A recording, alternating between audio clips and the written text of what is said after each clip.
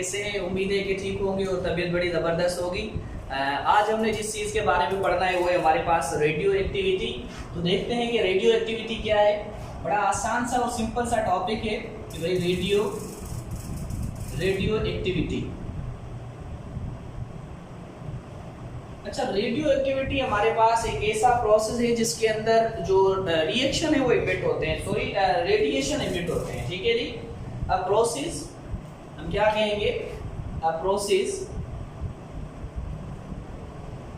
in which radiations emit from nucleus। ऐसा process होता है जिसके अंदर रेडिएशन जो है वो इमिट करते हैं, किससे? न्यूक्लियस से। उससे हम लोग क्या कहते हैं? रेडियो एक्टिविटी कहते हैं। अच्छा, तो रेडियो एक्टिविटी होती है, इसके अंदर 3 फेनोमेना होते हैं। ठीक है जी। तो हम क्या लिखेंगे? There are 3 main phenomenas. There are 3 main फेनोमेनो।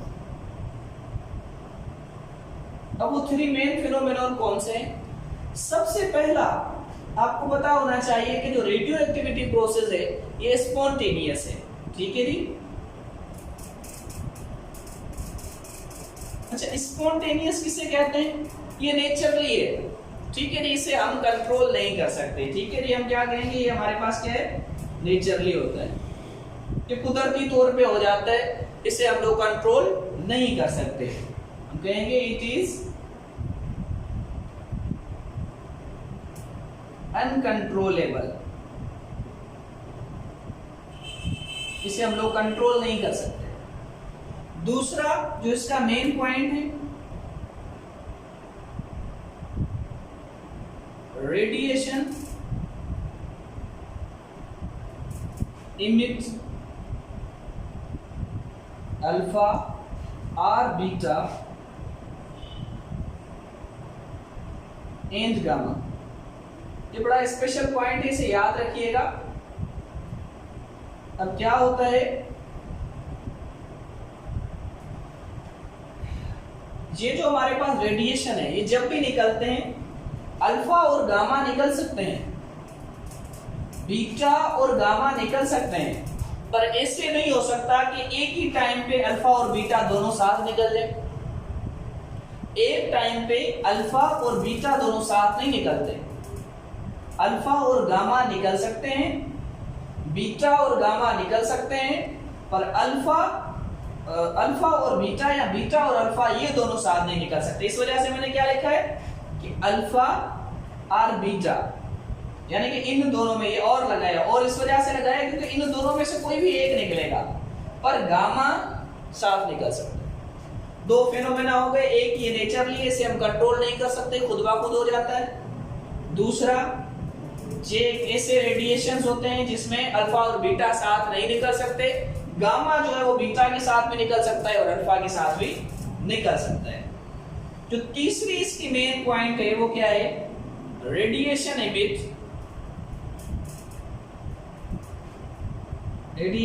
emits from unstable nucleus. सोचने की बात है कि आखिरकार ये जो रेडिएशन निकलेंगे ये किस में से निकलेंगे? ये अनस्टेबल न्यूक्लियस से निकलेंगे। ऐसे नहीं हो सकता कि स्टेबल न्यूक्लियस से भी रेडिएशन निकलना शुरू हो जाए, नहीं, हमेशा अनस्टेबल न्यूक्लियस से निकलेंगे। अब अनस्टेबल न्यूक्लियस कौन से होते हैं इसे पढ़ते हैं, पर इससे पहले इसका सिंपल सा फेनोमेना होता क्या है? होता कुछ यूं है कि हमारे पास ये जो चीज मौजूद होती है, इसे समझे ये है हमारे पास रेडियो एक्टिव मटेरियल।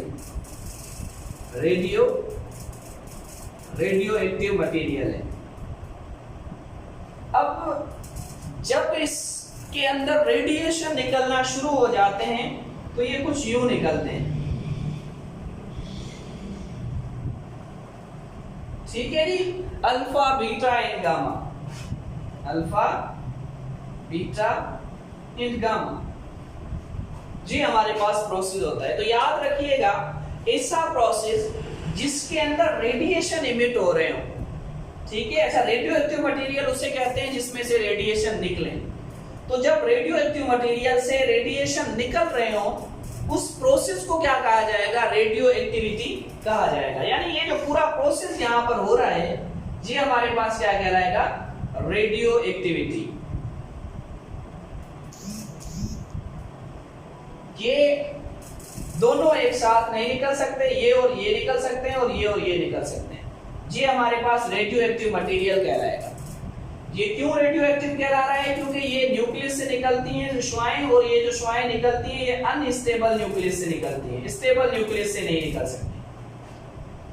अब अनस्टेबल न्यूक्लियस कौन सा होता है और स्टेबल न्यूक्लियस कौन सा होता है, आ जाते हैं इसकी जानिब। तो हमारे पास एक कुदरत ने रूल बनाया हुआ है, ठीक है, ये एक नेचुरल रूल है, ये किसी साइंटिस्ट ने नहीं बनाया, तो ये नेचुरल है। क्योंकि नेचुरल प्रोसेस है तो हम इसमें नेचुरल रूल ही पढ़ते हैं। उससे कहते हैं स्टेबिलिटी बेल्ट।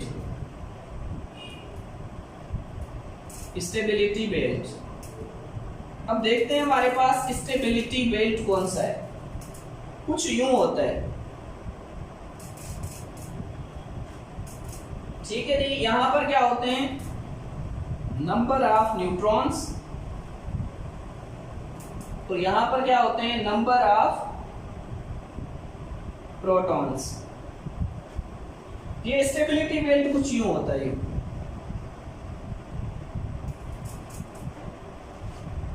ये एक ग्राफ बनाया है मैंने, ये एक्सपेरिमेंटली भी प्रूव्ड है।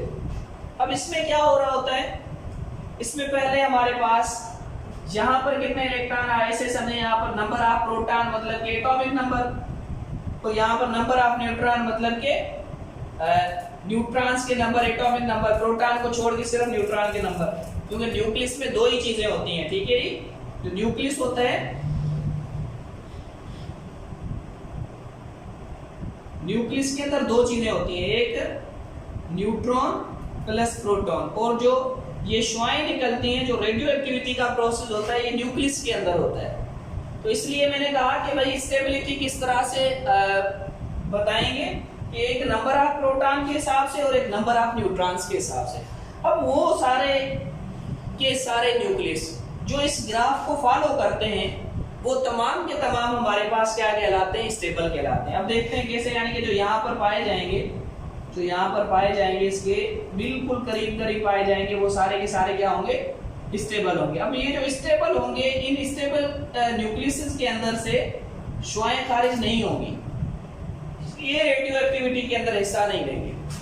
अब हमें कैसे पता चले कि भाई स्टेबल कौन से हैं? तो जिसके अंदर, यानी कि अब ये 6 हैं और इधर हमारे पास प्रोटॉन भी कितने हो, सॉरी न्यूट्रॉन भी कितने हो? 6, और इधर प्रोटॉन भी कितने हो? 6, तो ये स्टेबल है। और इसी तरह से फिर यहाँ पर प्रोटॉन कितने हैं हमारे पास? 8, और यहाँ पर भी प्रोटॉन कितने हो? 8, तो ये भी हमारे पास क्या है? स्टेबल। अच्छा, जितने प्रोटॉन हो उतने ही न्यूट्रॉन हो, तो ये स्टेबल है। और फिर आगे चलते हैं, तो ये क्या है हमारे पास? 20 और 20। यहाँ के बाद रूल चेंज होगा।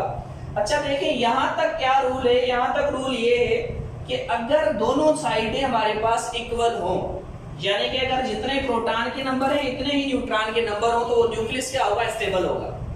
न्यूक्लियस उसी सूरत में स्टेबल होगा कि 20 से पहले आने वाले जितने भी एलिमेंट हैं, उनके पास जितने प्रोटॉन हो उतने ही न्यूट्रॉन हो। तो फिर हमारे पास क्या कहलाएगा कि भाई जो हमारा न्यूक्लियस है वो क्या है? स्टेबल है। अगर ऐसा नहीं है तो फिर वो स्टेबल नहीं कहलाएगा।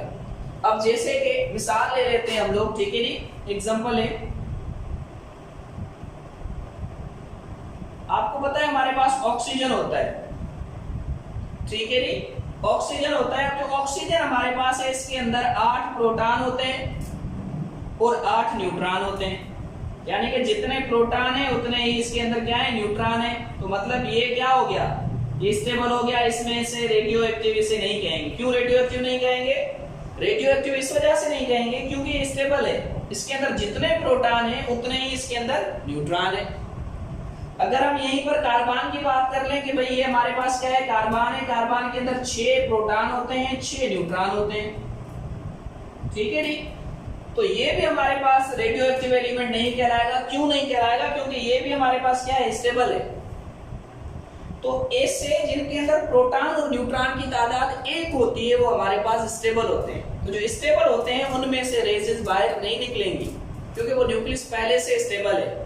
रेडियो एक्टिविटी होती ही इस वजह से कि न्यूक्लियस अपने आप को स्टेबल बनाना चाहता है, वो चाहता है जो एक्स्ट्रा न्यूट्रॉन है उन्हें निकाल दो। लेकिन यहां पर हम लोग आ जाएं हाइड्रोजन के आइसोटोप पर, जो जिसका क्या है हमारे पास हाइड्रोजन H3, ठीक है नी। अब इसके अंदर जो प्रोटॉन है वो कितने हैं, प्रोटॉन हमारे पास है 1 और जो न्यूट्रॉन है वो कितने हैं 2।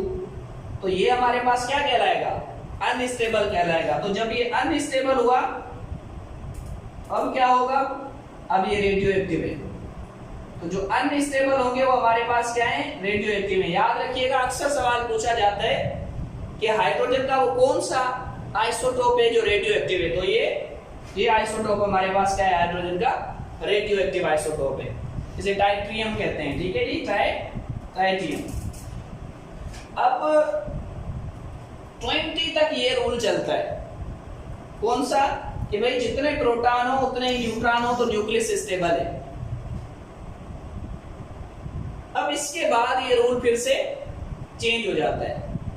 चेंज कैसे होगा, चेंज ऐसे होगा कि अब देखें ये यहां तक जाने पर तो ग्राफ ठीक है चल गया, इसके बाद ये ग्राफ इस तरफ मुड़ रहा है, इस तरफ मुड़ रहा है। अब इसका मतलब ये है कि अगर 20 के बाद आफ्टर 20 न्यूट्रॉन जितने ज्यादा होंगे उतना न्यूक्लियस स्टेबल होगा।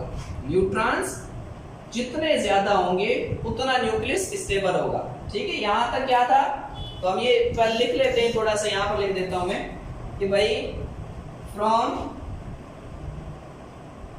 1 to 20 stability increase with same number of proton and neutron। Stability क्यों बढ़ती है, जब प्रोटॉन और न्यूट्रॉन के नंबर क्या हो जाएं, सेम हो जाएं। कब से, 1 से लेके 20 तक। पर अब अगर ऐसा हो जाए, ठीक है जी, ऐसा हो जाए, ऐसा हो जाए जी, ऐसा हो जाए after 20 stability increase with the increase of neutron। अगर न्यूट्रॉन बढ़ेंगे 20 के बाद तो स्टेबिलिटी भी बढ़ेगी, अगर न्यूट्रॉन कम हो जाएंगे तो स्टेबिलिटी भी क्या हो जाएगी, कम हो जाएगी, ठीक है जी। यानी कि हमारे पास ये क्या है, Fe56, ठीक है। तो अब इसके अंदर क्या होते हैं, 30 न्यूट्रॉन होते हैं और 26 प्रोटॉन होते हैं, ठीक है जी। तो अब देखा जाए जब ये हमारे पास है 30 न्यूट्रॉन 26 प्रोटॉन, तो अब क्या होगा, अब ये हमारे पास क्या कहलाएगा, स्टेबल कहलाएगा। क्यों स्टेबल कहलाएगा, ये स्टेबल इस वजह से कहलाएगा क्योंकि ये 20 से आगे का है, 56 नंबर पर आता है ना, सॉरी 26 नंबर पर आता है ना, 20 से आगे का है। तो इस वजह से अब क्या है, ये स्टेबल तब होगा जब इसके अंदर न्यूट्रॉन्स की तादाद बढ़ती जाए। कहां तक बढ़ती जाए, 80 तक, 80 तक, ठीक है नहीं, यहां पर लिख ले बल्कि 20 to 80 तक। क्या होगा कि भाई अगर न्यूट्रॉन्स की तादाद बढ़ जाए तो फिर वो स्टेबिलिटी बढ़ती जाएगी, अगर न्यूट्रॉन्स की तादाद कम होगी तो स्टेबिलिटी नहीं बढ़ेगी।